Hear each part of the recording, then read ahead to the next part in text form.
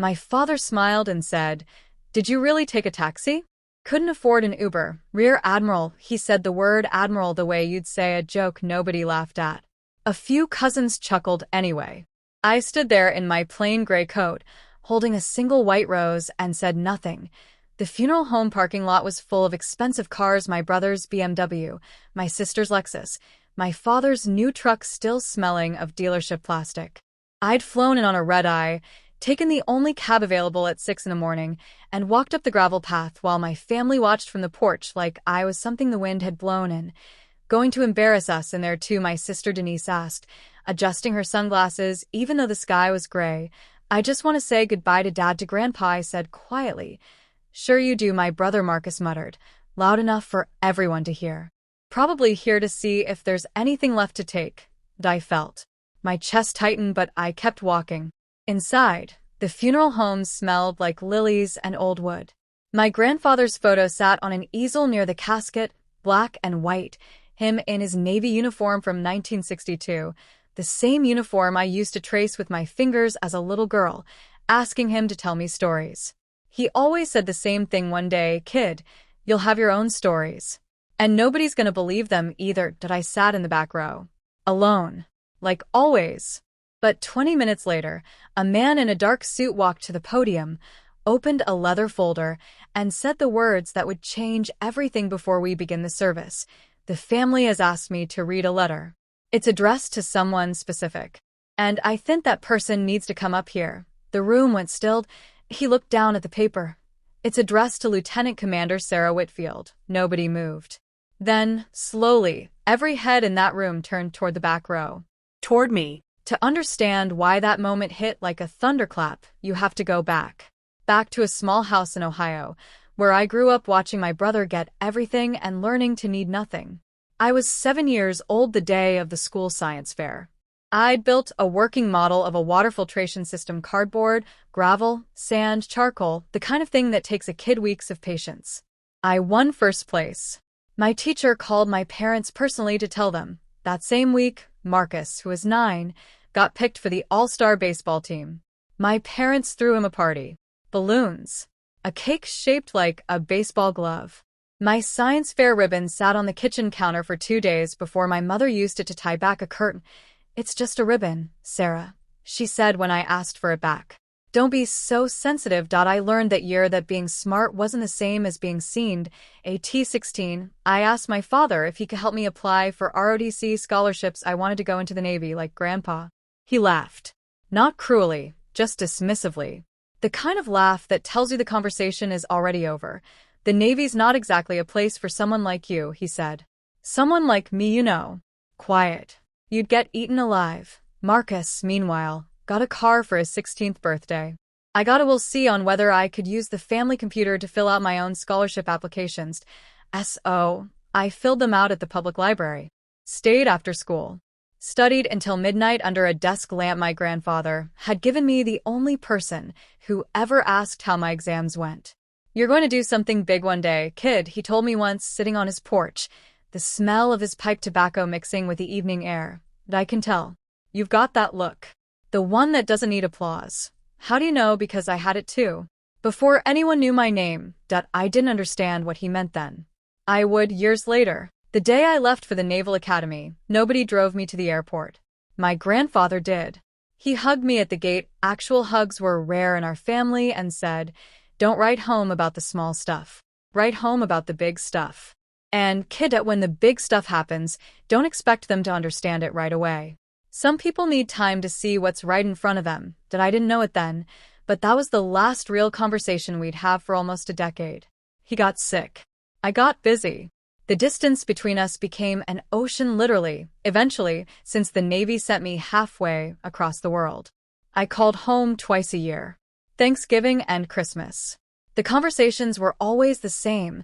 "How's the Navy treating you?" my mother would ask, in the tone people use when they're being polite to a stranger. "It's good.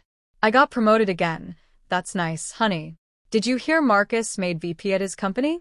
"We're so proud." I stopped mentioning my promotions after the third one went unacknowledged. It wasn't that they were cruel about it. That would have been easier, in a way. It was worse. It was indifference. A shrug. That's nice. And then on to the next subject. Always Marcus. Always Denise's new house. Always something that fit the story they'd already decided to tell about our family. The story where I was the one who left. The disappointing one. The one who couldn't hold down a real job because to them, the military wasn't real. It was just the thing I did instead of becoming something. What they didn't know because I never told them, and because I never needed them to know, was that I had become someone. By the time I was 38, I commanded a guided missile destroyer. 300 sailors under my watch. I'd led search and rescue operations in the Pacific that made the news, though never with my name attached, because that's not how the Navy works, and honestly, that's not how I wanted it. I wasn't doing it to be seen. I was doing it because somewhere along the way, the work itself became the reward. The water filtration system. The science fair ribbon nobody kept. It turned out I never needed the ribbon.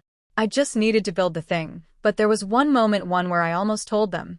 It was 4 years ago. My ship had just returned from a 9-month deployment, and there was a homecoming ceremony on the pier. Families everywhere, holding signs, crying, running to their sailors. I stood at the front in my dress uniform, and for one moment, I let myself imagine my parents being there. My grandfather in his old Navy jacket, standing in the crowd. Nobody came that I called home that night. My father answered, "Oh, hey. We're actually right in the middle of Marcus's daughter's birthday party. Can I call you back?" He didn't call back. I never mentioned the ceremony again. Not to anyone. I folded it up small, the way you fold up a flag, and put it away at SO when my grandfather passed away 3 weeks ago, and I got the call from a cousin, not even my parents, a cousin informing me almost as an afterthought. I knew exactly what kind of welcome I'd get if I came home. And I was right. The taxi. The smirks. Rear Admiral said like a punchline. What they didn't know, what nobody in that room knew except for one man in a dark suit holding a leather folder, was that my grandfather and I had exchanged letters every single month for the last 6 years. Real letters. Paper and ink. He'd write about his garden, his physical therapy, the Navy buddies he'd lost. I'd write about deployments I couldn't fully describe, about the quiet, about missing home, even a home that had never quite felt like mine. And his last letter, 3 weeks before he died, he wrote something I didn't understand at the time: that I've made some arrangements, kid. Don't be surprised by anything. And don't let anyone make you feel small at my funeral. You've earned the right to stand tall even if they don't know. Why yet did I thought he was just being sentimental. Sick men say sentimental things. I had no idea what he'd actually done. Back in the funeral home, the executor, a tall man named Mr. Holbrook, gray-haired, with the calm authority of someone who'd read 1,000 wills and watched 1,000 families fall apart over them, looked directly at me. "Lieutenant Commander Whitfield, would you come forward, please?" I felt every eye in the room. My mother's hand flew to her chest. My father's jaw tightened. Marcus actually laughed a short, disbelieving bark before catching himself. "Sarah," Denise whispered. "Lieutenant Commander, I thought you were just in the Navy." Like regular Navy I stood, smoothed my coat, and walked to the front. My legs felt strange, like I was moving through water. The casket was to my left. My grandfather's photo, the young sailor, the man who'd taught me everything about quiet dignity, watched me from the easel. Mr. Holbrook opened the folder. "Your grandfather, Thomas Whitfield, left specific instructions that this letter be read aloud, in front of the family, at this service. He was very particular about the timing.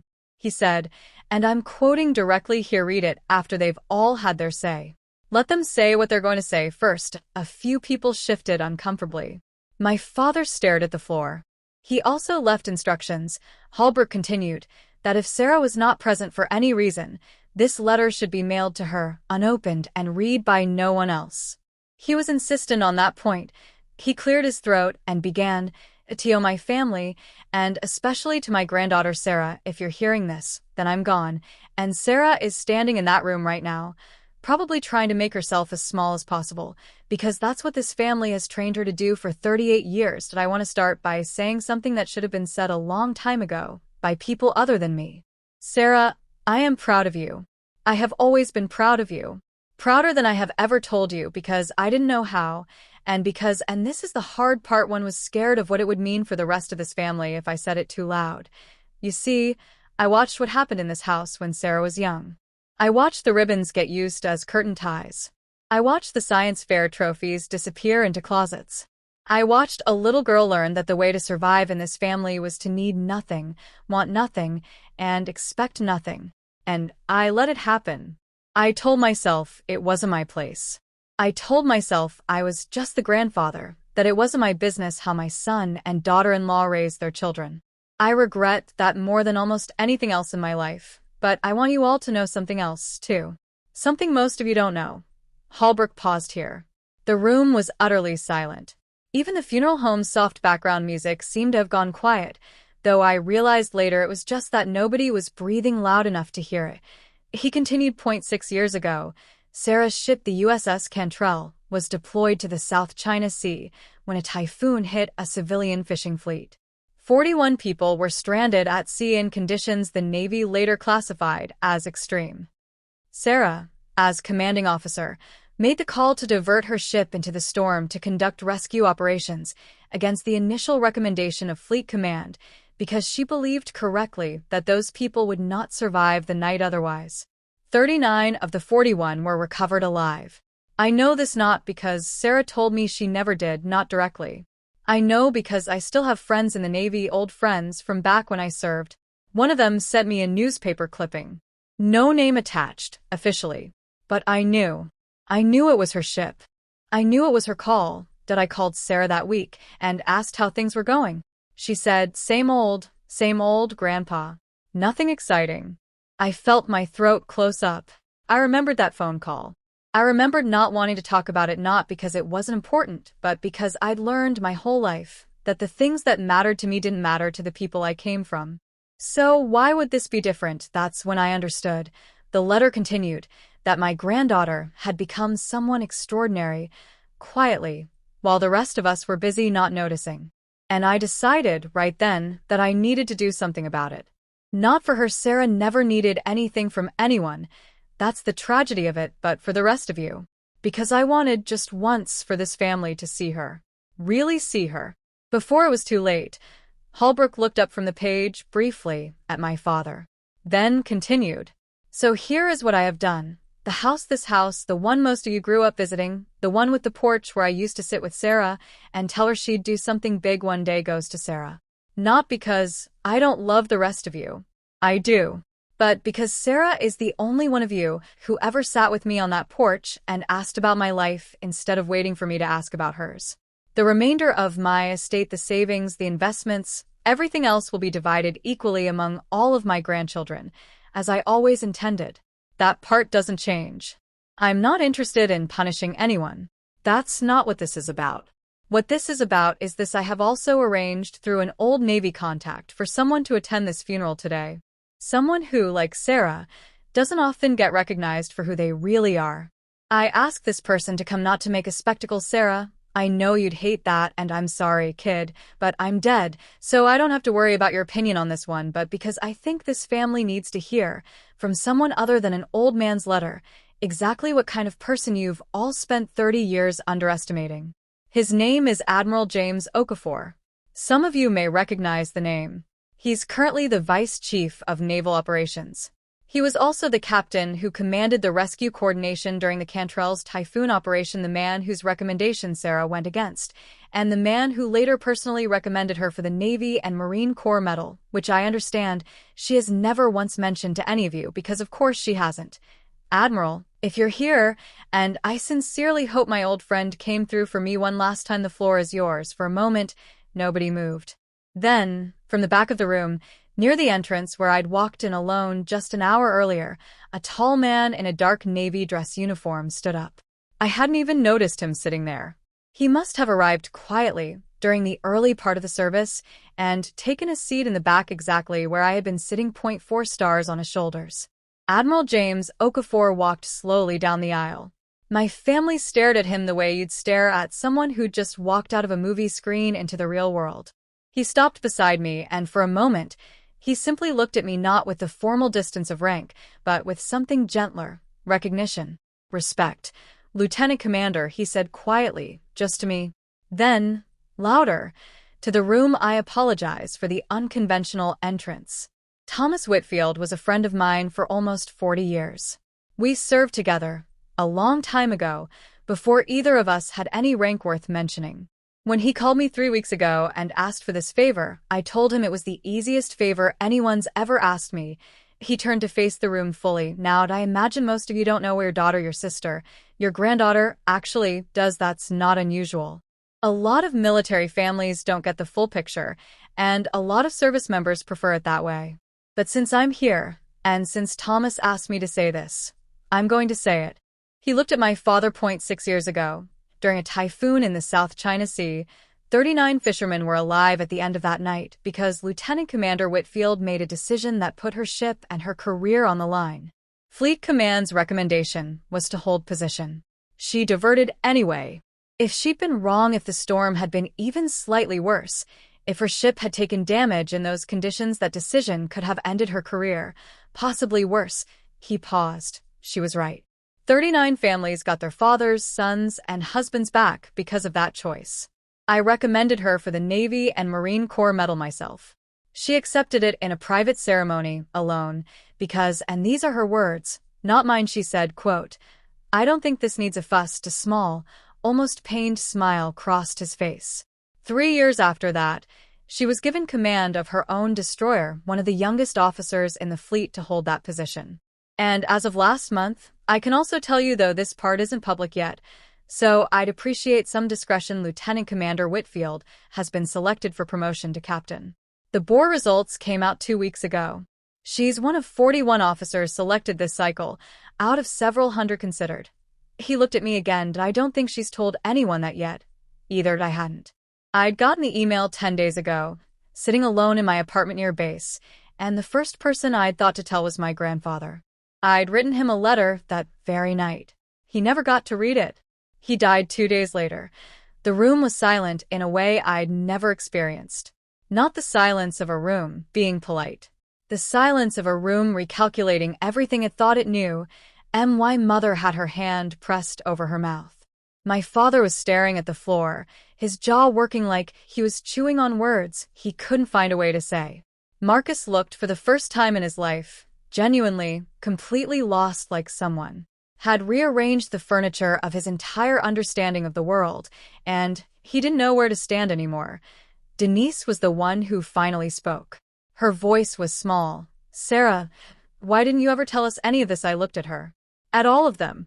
And for a moment, I felt the old anger rise, 30 years of it. The ribbons, the homecoming nobody attended, the phone call that was never returned. I could have said so much. I could have listed it all.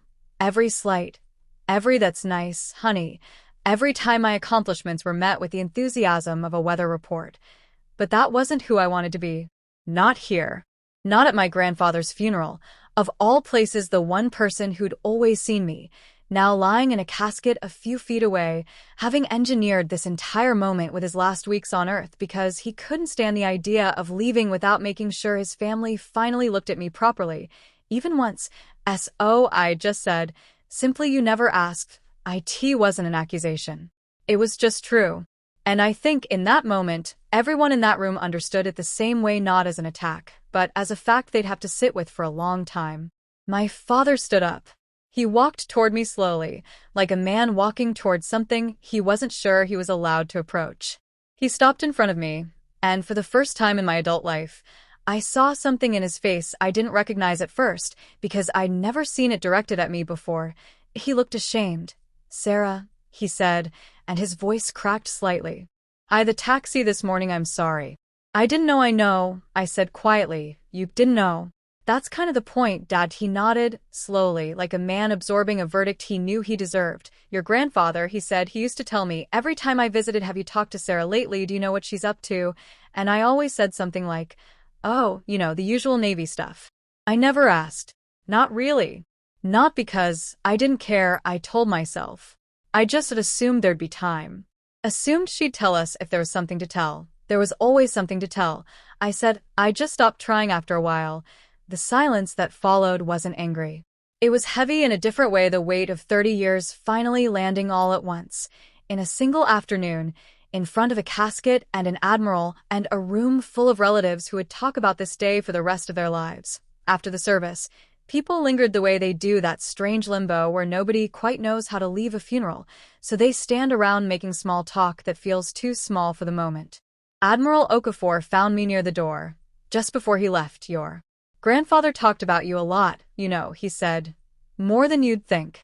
Every time we talked, it was my granddaughter this and my granddaughter that. I think half of Norfolk knows your name because of him. I didn't know that, I said. Most people who deserve recognition don't go looking for it, he said. That's usually how you can tell.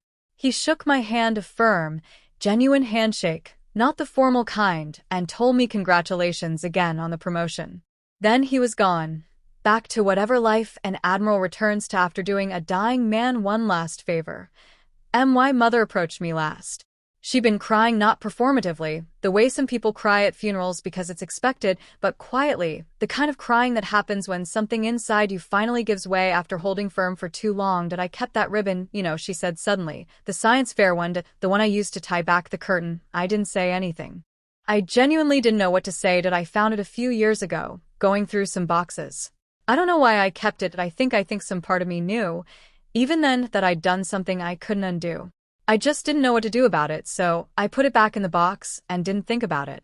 She reached into her purse. She'd apparently brought it with her, which struck me as strange until I realized she must have packed it that morning, maybe sensing, somehow, that today would be different, and handed me a small, faded blue ribbon. First place. Science Fair, 1995. The edges were worn soft from age. I should have given this back to you a long time ago, she said. I'm sorry it took this. I'm sorry it took your grandfather dying for any of us to see you. I held the ribbon for a long moment. 31 years late. A small thing, almost nothing, in the grand scheme of everything that had happened in that room. But it meant something. Not because it fixed anything. It didn't. You don't fix 30 years with a faded ribbon and a tearful apology at a funeral, but it was a start. And sometimes, a start is enough. I stayed in town for a few extra days after that, longer than I'd planned. I walked through my grandfather's house, the one that was now, somehow, mine. I sat on the porch where he used to tell me I'd do something big one day. I found, in his desk, a folder of every letter I'd ever sent him, organized by date, some of them so worn from rereading that the creases had started to tear. In the back of the folder was a photograph I'd never seen my grandfather, in his Navy uniform, standing on the deck of a ship, decades ago, young and unguarded, with a look on his face I recognized immediately because I'd seen it in mirrors after long deployments. The look of someone who'd done something hard and quiet and important and had never needed anyone to clap for it. On the back, in his handwriting, were 5 words some of us just understand. I think about that a lot now. About all the people, and there are more than you'd think, who spend years, sometimes decades, being quietly extraordinary while the people closest to them remain quietly unaware. Not out of malice, usually. Just out of habit. Out of the stories families tell about each other, stories that calcify over time, until nobody thinks to question them anymore. I went back to my command a week later. The promotion to captain came through that spring. My family came to the ceremony this time, all of them, even Marcus, who shook my hand afterward and said, simply, I'm sorry I never asked. It wasn't a grand reconciliation. There were no tearful speeches, no movie-perfect resolution. Just small, quiet steps, phone calls that actually got returned, a Christmas card from Denise with an actual handwritten note instead of a printed signature, my father asking for the first time in his life what my next deployment would involve, and actually listening to the answer. It wasn't revenge. I never wanted revenge. My grandfather knew that about me. It's why his letter wasn't an attack on anyone. It was an invitation. A door held open for people who'd spent 30 years standing on the other side of it without realizing it was even there. Some people spend their whole lives waiting to be seen. I used to think that was the saddest thing in the world, and in some ways it still is. But here's what I've learned. Sitting on that porch, holding a faded blue ribbon and a photograph of a man who understood me better than my own parents did. Your worth doesn't begin the moment someone else finally notices it. It was always there. Quietly, patiently, doing the work, making the calls, diverting the ship into the storm whether anyone was watching or not. The recognition, when it finally comes, isn't what makes you who you are, it's just finally someone catching up to who you've been all along.